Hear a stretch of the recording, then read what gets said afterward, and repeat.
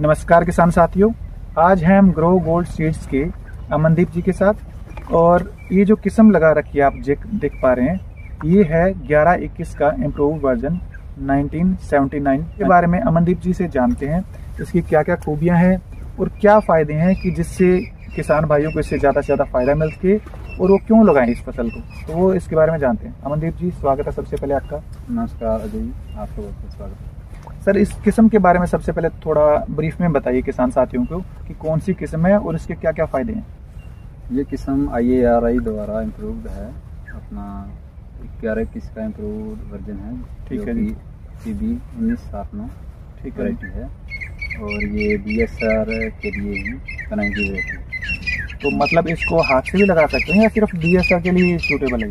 इसको DSR के लिए ही रिकमेंडेशन दी गई है, क्योंकि फार्मिंग में बहुत सारी प्रॉब्लम्स जो इशू आ रहे हैं खरपतवार में के लिए, इसके कारण। हाँ जी। तो उस कारण से जो प्रॉब्लम्स आती हैं फार्मर्स को, उनका हल इस वैरायटी के रूप में दिया गया है। तो इसके कुछ और फायदे हमें बताइए, जैसे कि इन्हीं जो आपने ऐसे हम बताया कि 1121 में ये जो आप बेनिफिट्स बता रहे हैं, ये 1121 में नहीं थे पहले।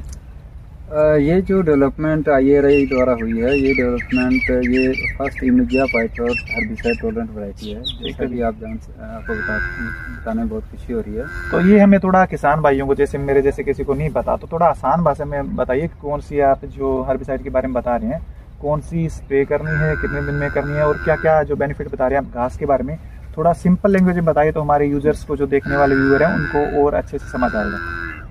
देखिए अजय जी, ये जो स्प्रे है इमिजिया पाइथोर 10% एसर, इसे परस्यूट के नाम से फार्मर जानता है बहुत अच्छी तरह। ये गुआर में स्प्रे इस्तेमाल की जाती है। ठीक है जी। लेकिन ये जो अब दो नई वैरायटी डेवलप हुई हैं, PB 1979 और PB 1985, हाँ जी, इन दोनों वैरायटीज़ में ये हर्बिसाइड जो इमिजिया पाइथोर 10% एसएल की टॉलरेंट हैं। ठीक है। तो टॉलरेंट का मीनिंग ये है कि इन वैरायटी पर जब आप 21 दिन की क्रॉप DSR से आप बिजाई करते हैं तो इसमें रिकमेंडेशन की जाती है पर एकड़ 250 से 300 ml जो परस्यूट की स्प्रे है, जो इमिजिया पाइथोर 10% SL की जो स्प्रे है, हाँ जी, पर एकड़ के लिए। ठीक है, पर एकड़ के लिए। हाँ जी। तो इससे किसान भाइयों को फायदा क्या होगा?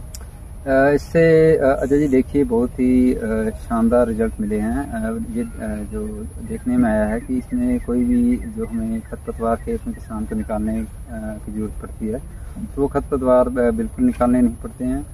और इसके साथ साथ जो चोबा हम बोलते हैं, जो हम जैसे DSR में सबसे बड़ी जो प्रॉब्लम किसानों को आ रही थी, वो ये आ रही थी कि जो पिछले साल के जो बीज थे वो उग जाते हैं, वैसे ही रिपीट हो जाते हैं। ठीक है। तो वो अब इससे उसको एलिमिनेट किया जा सकता है, ख़त्म किया जा सकता है। ठीक है। मैं किसान भाइयों को बताना चाहूँगा, जैसे अमनदीप जी ने बताया, इसका सबसे ज़्यादा बेनिफिट, इसका फ़ायदा ये है कि कई बार हम फसल तो हमने लगा रखी है, मान लो 1121 का इम्प्रूव वर्जन हो गया जैसे 1979, पर इसमें क्या है कि पुराने किस्मों में क्या होता था, किसी और किस्म का बीज मिल गया, पहले का बीज था वो उग गया दोबारा से, तो जैसे मंडी में लेके जा सकते थे तो उसका रेट कुछ कम हो जाता था।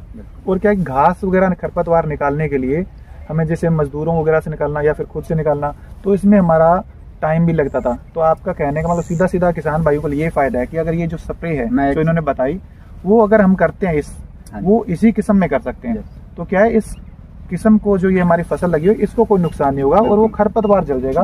और जो पुराना आपका बीज है वो भी उसका खत्म हो जाएगा। एक जो हरियाणा के किसानों के लिए ये वैरायटी वरदान सिद्ध हो सकती है, जैसे कि अब जैसे नरमे की फसल कोई किसान छोड़ रहा है और बिलानी एरिया में, या मतलब हर जगह पर किसान को अब अपनानी पड़ रहा है धान की फसल, तो उसमें जैसे खरपतवार की जो है समस्या बहुत आ रही है। ठीक है। तो उस रूप में अगर मैं आपको बताऊं तो इस हर्बिसाइड से किसान का सीधा सीधा हल होने जा रहा है कि उसे एक तो लेबर कॉस्ट घट जाएगी। हाँ जी। और एक जो फार्म घास के वजह से यील्ड जो कम आ रही थी, वो किसानों की बढ़ेगी। और ये वैरायटीज़ की जो देखने में आया है कि यील्ड और जो खेत में आप इसको देख रहे हैं, हाँ, जेनेटिक्स की वजह से, ठीक है, तो बहुत ही अच्छा इसका एक्सपीरियंस हुआ है। ठीक है। तो हम जैसे देख पा रहे हैं, मुझे तो कोई दूर दूर तक खरपतवार नजर नहीं आ रहा, जहाँ पे भी देखें, पीछे भी देख पा रहे हैं हमारे किसान साथी। तो आपने ये स्प्रे के द्वारा, इसमें स्प्रे का यूज किया है, आपने हाथ से निकाले सारे खरपतवार? इसमें 2 बार हमने हर्बिसाइड का यूज किया, क्योंकि इस बार नई वैरायटी थी तो उतना एक्सपीरियंस नहीं था। उस कारण से मैंने पहली स्प्रे इसमें 21 दिन में दी थी, जो कि थोड़ी लो डोज में 50 ml हाथ से की थी। तो 18 लीटर का जो पंप होता है उसमें 50 ml की डोज दी थी। तो उससे कुछ रह गया था, लेकिन मैंने एक चीज़ देखने में आई है कि इसको हम 40 दिन तक स्प्रे कर सकते हैं, 2 बार स्प्रे कर सकते हैं। तो ये जब तक फसल पकती है तब तक हमें कितनी बार स्प्रे करनी पड़ती है इसमें?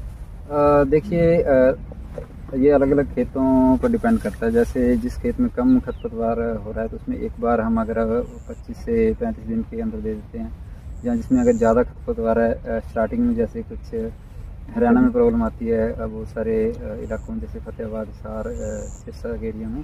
ठीक है। तो इसमें क्या होता है कि अगर खरपतवार जैसे पहले 15 दिन में उग गया है तो आप पहली स्प्रे 21 दिन पर कर सकते हैं और दूसरी स्प्रे आप 39-40 दिन पर कर सकते हैं। ठीक है। तो जैसे आपने ये, हम जैसे खेत में खड़े हैं आपके फार्म में, तो यहाँ पे आपको कोई और बीमारी वगैरह भी देखने मिली है इसके समय अब तक? नहीं, ये आज ये फील्ड, हाँ, जहाँ हम खड़े हैं ये लगभग 110 दिन का फील्ड हो चुका है। तो इसमें अभी तक एक स्प्रे अपने दी है फंगीसाइड की, और इसमें सुंडी का प्रकोप भी ना के बराबर देखने को मिला है। ठीक है। मतलब हमारी जो स्प्रे की कॉस्ट लगती थी बाकी किस्मों में, वो भी बिल्कुल 0 के बराबर हो गई है। बिल्कुल, मतलब काफ़ी कम हो गई है। हाँ, तो ये जरा आपने जैसे बताया कि 110 दिन हो गए इसको अभी लगाए हुए, तो कितने दिनों में पक के ये तैयार हो जाएगी? ये इस वैरायटी की जो सीड टू सीड टाइमिंग बताई गई है वो है राइप जो टाइम पीरियड बताया गया है वो है लगभग 130 से 135 दिन। ठीक है। Seed to seed. ठीक है। तो अभी ये कितने दिनों में लगभग पक के तैयार हो जाएगी? जैसे अभी बालियाँ निकल रही हैं, दाने बनने स्टार्ट हो गए हैं, ये लगभग अब से 25 दिन में सब पक जाएगी। ठीक है। तो ये इम्प्रूव्ड वर्जन है, तो ऐसा तो नहीं कि जो पहले हमारी 11-21 से इससे जो पैदावार कुछ कम हो जाएगी, वो सेम रहेगी या कुछ बढ़ेगी? आपको क्या लगता है इस बारे में? ये नई वैरायटीज आई हैं, दोनों इस साल ही रिलीज हुई हैं फार्मर के लिए। तो देखना है कि कैसा रिस्पॉन्स रहता है, लेकिन पर एकड़ 52 से 55 मन बताया जा रहा है IARI पूसा के द्वारा भी। ठीक है। तो देखते हैं देखने को क्या मिलता है। तो जैसे कि हम आपको इसके बारे में इन्फॉर्म करेंगे। ठीक है, जरूर हम भी जानेंगे। जैसे अमनदीप जी ने बताया कि 50 से 52 मन यानी कि 20 क्विंटल प्रति एकड़ ये निकलेगी। वो तो चलो जब फसल निकलेगी तब हम दोबारा अमनदीप जी के पास संपर्क करेंगे और देखें भी कितनी हो रही है, कितनी निकली हमारी फसल। और कोई जो खूबी आप सर इस फसल के बारे में, इस किस्म के बारे में बताना चाहते हो किसान साथियों को? देखिए, जो समस्या आती है किसान को, जो क्रॉप चलती नहीं है, तो मैंने देखा कि इसका जेनेटिक मेकअप बहुत अच्छा है। तो ये फसल चलने में शुरुआत में हमें इसमें ज़्यादा यूरिया देने की ज़रूरत नहीं है। ठीक है। हम अगर DSR विधि से कर रहे हैं तो मैक्सिमम 2.5 बैग हैं जो हम इसमें यूरिया का, और आधा बैग DAP से बहुत अच्छी फसल ले सकते हैं। तो जो आपने अभी ये लगा रखी है फसल, ये आपने DSR विधि से लगाई है या परंपरागत तरीके से जो आपने हाथ से लगाई है? ये DSR विधि से लगाई है। जैसे सरकार भी अब इस पे जोर दे रही है कि पानी बचाने के लिए, तो DSR से इसका फायदा होगा ही होगा। DSR विधि से और भी बहुत किसान के खर्चे बचते हैं। जैसे उसके लिए जब हम खेत तैयार करते हैं, दूसरी विधि से जब ट्रांसप्लांटेशन करते हैं और जो लगवाई का खर्चा आता है, तो वो भी इसमें सारा बहुत आधे से भी कम रहेगा। ठीक है। चलो, हम DSR के बारे में तो एक दिन किसी अलग वीडियो में विस्तार से जानेंगे। तो आपके पास मुझे ये बताइए कि इस किस्म के अलावा और कौन से बीज उपलब्ध हैं?